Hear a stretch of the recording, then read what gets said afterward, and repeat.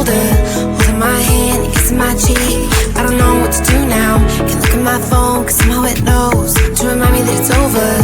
Oh, I finally blocked your Instagram stories, took down all your pics from the walls. I thought that I want somebody to hold me.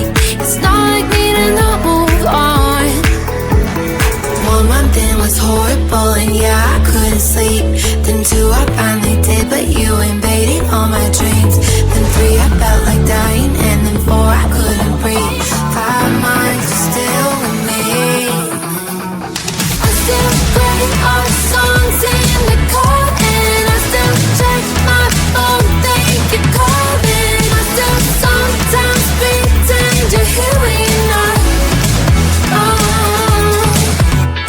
And I still wear your t-shirt to bed, and I still read the text you would send, and I still wish that you were here when you're not.